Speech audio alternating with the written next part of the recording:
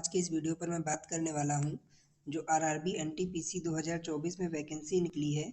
उस वैकेंसी में एक पोस्ट है स्टेशन मास्टर की।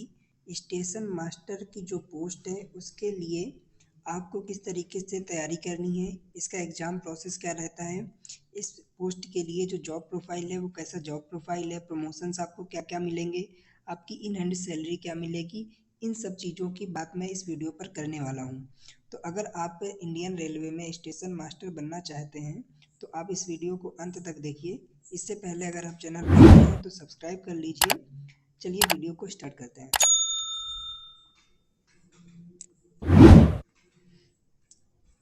देखिए दोस्तों, मैंने यहाँ पर मेंशन कर रखा है how to be a station master in railway.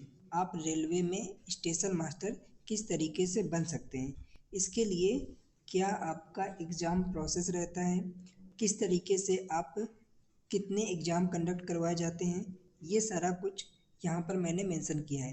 देखिए, जो आरआरबी होता है, आरआरबी एनटीपीसी के थ्रू स्टेशन मास्टर की पोस्ट के लिए 3 एग्ज़ाम कंडक्ट करवाती है। एक एग्ज़ाम आपका CBT 1 एग्ज़ाम होता है, उसके बाद CBT 2 कंडक्ट करवाती है और एट लास्ट में आपका साइको टेस्ट लिया जाता है। ये तीनों CBT अगर आप क्वालिफाई करते हैं तो ही आप स्टेशन मास्टर बन पाते हैं। जो CBT 1 एग्ज़ाम होता है ये आपका एक क्वालिफाइंग नेचर का एग्ज़ाम होता है, 100 मार्क्स का एग्ज़ाम होता है। सिलेबस आप सर्च कर लीजिएगा, आपको मिल जाएगा। सिलेबस का एक वीडियो मैं अलग से बनाऊंगा। तो इसका जो 100 मार्क्स का एग्ज़ाम होता है उसका एक कट ऑफ आता है। अगर आप उस कट ऑफ के ऊपर हैं तो आप CBT 2 एग्ज़ाम के लिए एलिजिबल होते हैं। जो CBT 2 एग्ज़ाम होता है, ये CBT 2 एग्ज़ाम आपका मेरिट बनाता है।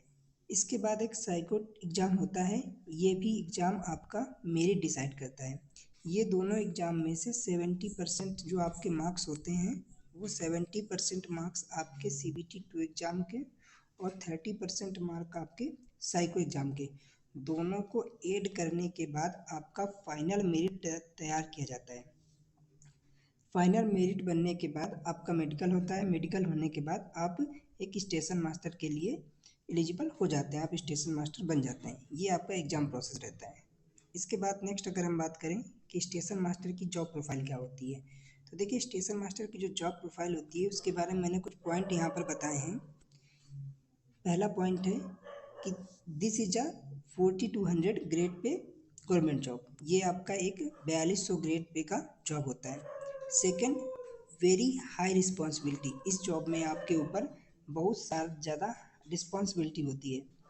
ये आपकी एक 4200 ग्रेड की जॉब है, बट ये आपकी नॉन गेस्टेड पोस्ट है, ये आपकी कोई गेस्टेड पोस्ट नहीं है। इसके बाद इसमें देखिए नीचे क्या है, it is a safety category post. देखिए रेलवे में दो टाइप की पोस्ट होती हैं, एक सेफ्टी कैटेगरी पोस्ट होती है, दूसरी नॉन सेफ्टी कैटेगरी की पोस्ट होती है। जैसे स्टेशन मास्टर हो गया और लोको पायलट हो गया, इस तरीके की कुछ पोस्ट होती है, ये सेफ्टी कैटेगरी की पोस्ट होती हैं। जो भी सेफ्टी कैटेगरी की पोस्ट होती हैं उनमें रेलवे साइको एग्ज़ाम अलग से कंडक्ट करवाता है। साइको एग्ज़ाम के थ्रू रेलवे ये डिसाइड करता है कि आप उस पोस्ट के लिए एलिजिबल हैं कि नहीं हैं, आप उस पोस्ट में जो रेलवे आपसे काम लेना चाहता है उस काम को आप अच्छे तरीके से कर सकते हैं कि नहीं कर सकते।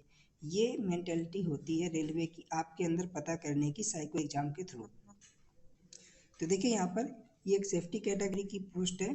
You can't do mistakes. आप इस पोस्ट में रहकर मिस्टेक नहीं कर सकते। आप जितना कम से कम हो सके उतना कम से कम आपसे मिस्टेक की उम्मीद की जाती है। ये समझ लीजिए कि आप इस पोस्ट में मिस्टेक की कोई गुंजाइश नहीं है। On duty you should have to fully concentrate and alert. आपको इस पोस्ट में अगर आप ड्यूटी में हैं तो पूरी तरीके से कंसंट्रेटेड और अलर्ट रहना पड़ेगा। नेक्स्ट देखिए, इस पोस्ट में आपको डे ड्यूटी और नाइट ड्यूटी दोनों ड्यूटी आपको करना पड़ता है।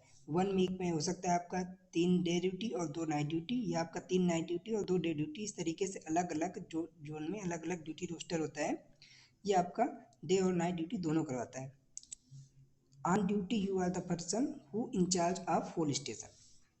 अगर आप ड्यूटी में हैं तो आपकी ड्यूटी में आप जिस स्टेशन में कार्यरत हैं उस स्टेशन के पूरे इंचार्ज आप ही होते हैं। उस टाइम पे स्टेशन में कुछ ही होता है तो पहले पर्सन आप हैं कि जिसकी जिम्मेदारी आप पे आएगी। कोई भी कुछ भी होता है तो पहला आपसे पूछा जाएगा कि ये कैसे हुआ, क्या हुआ। पहले पर्सन आप होते हैं, इतनी रिस्पॉन्सिबल पोस्ट है ये। नेक्स्ट देखिए, you have to manage your staff as well as public. देखिए स्टेशन में कई बार पब्लिक आती है, लड़ाई करती है, कुछ उसका इशू होता है, वो सारा कुछ स्टेशन मास्टर को, अगर वहाँ पे कमर्शियल स्टाफ नहीं है तो उसको ही डीलिंग करनी पड़ती है। कई छोटे स्टेशन होते हैं वहाँ पे कमर्शियल स्टाफ नहीं रहता है, तो स्टेशन मास्टर को ही ये सारी चीज़ें देखनी पड़ती हैं। तो आपको जितना भी उस स्टेशन में स्टाफ है, सारे स्टाफ को भी मैनेज करना पड़ता है, सारा स्टाफ का अटेंडेंस वगैरह सब आपके पास लगता है। उसके बाद जो पब्लिक डीलिंग होती है वो भी आपको कहीं कहीं करनी पड़ती है।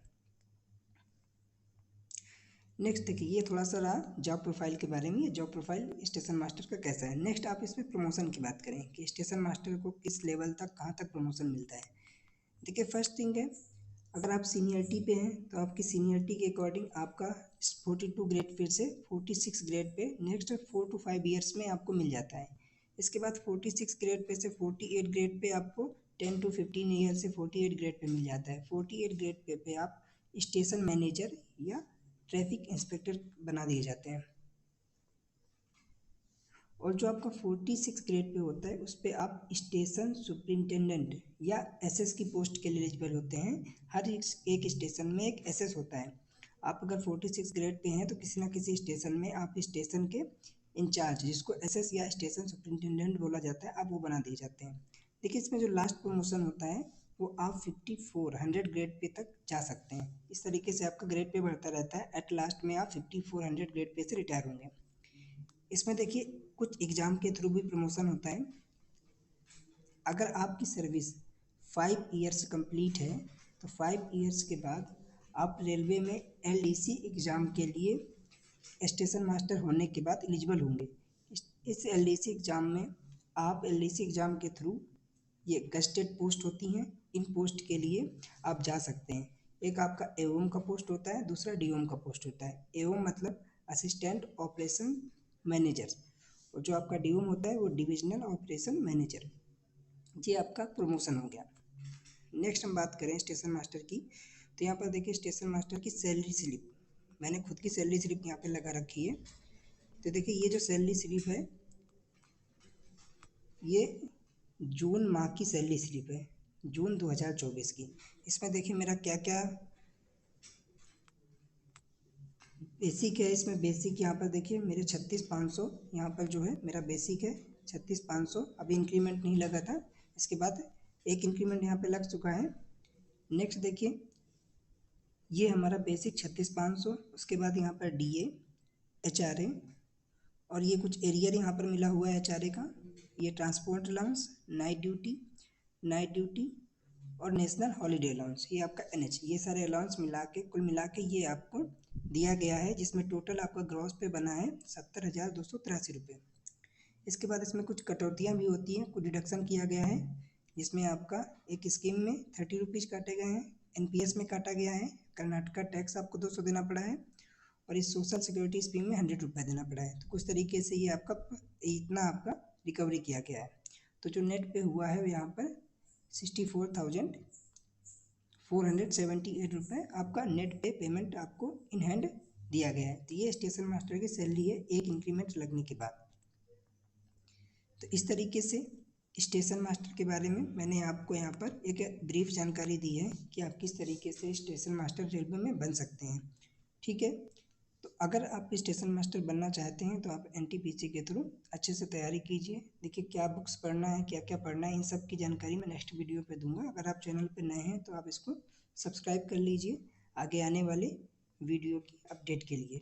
ठीक है, आज की वीडियो में इतना ही। Okay, thank you.